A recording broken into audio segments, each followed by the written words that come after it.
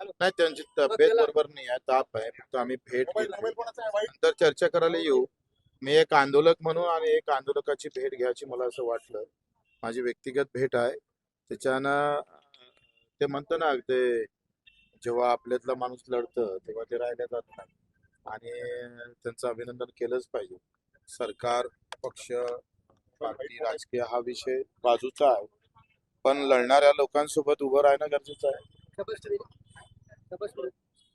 प्रश्नच नाही, अभिनंदन करायलाच आलो. शिवसेनेचे नेते एकामागून एक भेटतायत. पहिले शिरसाट भेटले, मग तुम्ही भेटताय. सत्ताधारी नाही, पक्षातून मी होते. आता नेता म्हणून भेटलो नाही, मी एक आंदोलक म्हणून भेटलो आहे.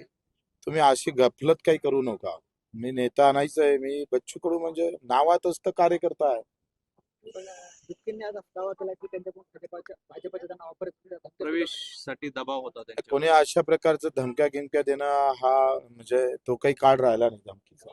त्यांना कोणी अशा धमक्या देत असेल किंवा चुकीचं कोणी असं वागत असेल तर भाजपचे जे काही प्रमुख लोक आहेत ते धमक्या देत त्यांना सांगेल ना, सूचना करेल आणि केल्या पाहिजे. अच्छा, ते ते म्हणतात की शिवसेना आणि राष्ट्रवादी ईडी मुळे फोडली गेली. विरोध करताय एकीकडे, तुम्ही त्यांना भेटताय.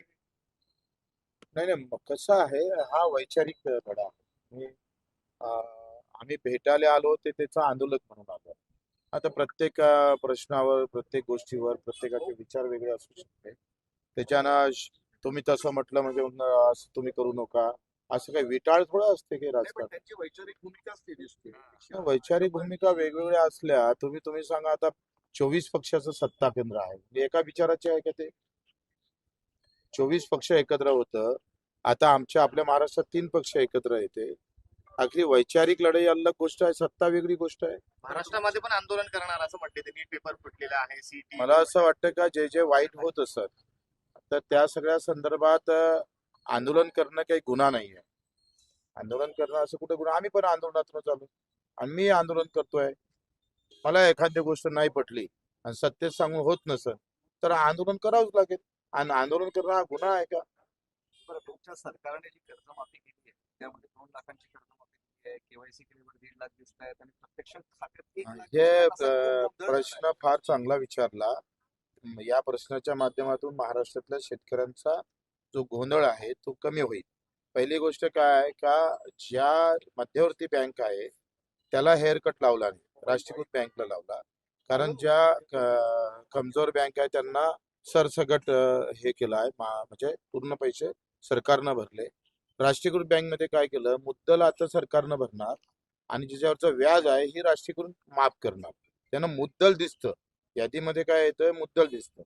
आता व्याज का दिसत नाही? कारण ते बँक माफ करणार आहे, त्याच्यानं पैसे पूर्णच माफ होईल. पण गोंधळ म्हणजे दिसत अंतर ते व्याज नाही तेवढं एवढं रक्कम कमी दिसते. नाही नाही, लक्षात घ्या, कुठं काही तसा एकंदरीत सर्क्युलर काय आहे का, मुद्दल सरकार भरेल आणि त्याच्यावरचं व्याज आहे ते बँक माफ करेल, म्हणजे सगळंच माफ होईल.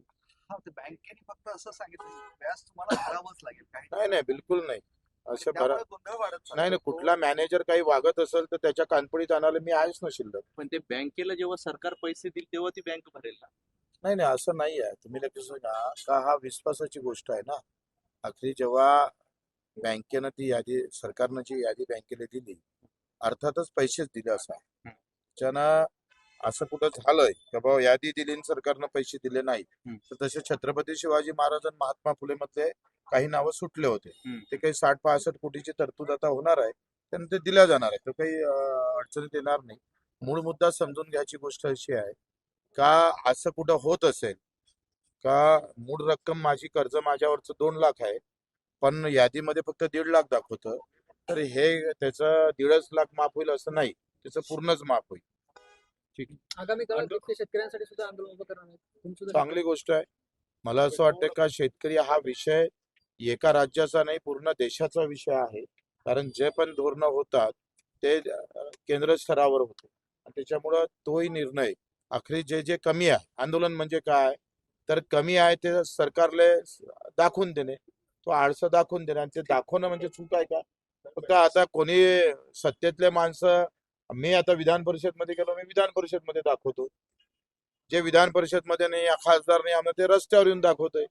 मला तुम्ही मीडियावाले, तुम्हाला मला हे समजत नाही आंदोलन म्हणजे गुन्हेगार म्हणजे तुम्ही असं त्याला गुन्हेगार करून टाकले का असं करणार काय तसं करणार काय असं होणार का मग तुम्ही अडचणी देणार का आंदोलन करणार गुन्हेगार गुन्हेगार कसा असू शकतो नाही, आंदोलन तसं तुम्ही नाही. एवढा संकोच तसं विचार नाही. का करता ते आंदोलन करताय आणि तुम्ही सत्ताधारी आहे आणि आंदोलकामुळे नेहमी म्हणजे सत्ताधारीच अडचणीत येतात म्हणून हा तुम्ही प्रश्न सांगा तुम्हाला तुम्ही विचारला. एक सांगा अडचणी हा विषय अलग आहे आंदोलकाला एखादा आंदोलन सोडण्यासाठी आखरी चर्चा महत्वाची असते का नाही मग एखादा आंदोलन आणि सत्तेधारी एकत्र येतात मग त्याचा अर्थ हा चर्चेचा मार्ग म्हणावा.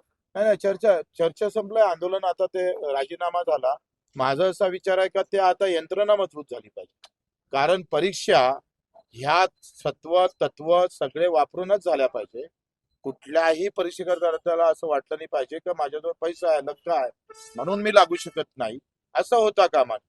आणि त्या कणखोरपणे पालन केलं पाहिजे कारण आता युवकांसमोर शासकीय नोकरीशिवाय दुसरा आहे काय उद्योग नाही आहे शेतीला भाव नाही आहे म्हणजे हाय ती नोकरी जर आम्ही पाहतो व्यवस्थित भेटत नसेल तर वार ते आंदोलन करावंच लागेल केलंच पाहिजे आज आपने अभिजीत जी से मुलाकात की, क्या कहेंगे आप? मैं अभिनंदन करने आया हूँ उन्होंने जो आंदोलन किया है उससे जो राहत मिलेगी देश के युवाओं को तो मुझे अच्छा लगा मैं व्यक्तिगत रूप से उनका अभिनंदन करने आया हूँ आप भी सत्ता पक्ष के हैं और उन्होंने सरकार के खिलाफ सत्ता पक्ष है बोले ऐसा थोड़ा है मैं पाकिस्तान अमेरिका तो नहीं हूँ मैं यहाँ का हूँ नहीं, लेकिन यानी ऐसा तो नहीं है कि सत्ता पक्ष वालों ने ये नहीं करना चाहिए वो नहीं करना चाहिए ऐसी कोई आचार संहिता तो नहीं है आप भी, अगर है भी तो भी बोच्चीकुड़ तोड़ने वाला है आप भी आंदोलन में से आए हुए नेता है, काफी सारे आंदोलकों पे जो है अभी भी केस किए जा रहे हैं, आप क्या कहें? नहीं बिल्कुल देखो मेरे पर 350 गुने दाखिल तो उसमें क्या आंदोलन है तो गुना दाखिल होंगे आपको थोड़ी ऐसा थोड़ा है कोई आपको पाउंचर देने वाला है कि भाई ये मिठा लो आपने आंदोलन किया ऐसा तो हो नहीं सकता ठीक है. दागिना है तो Thank you.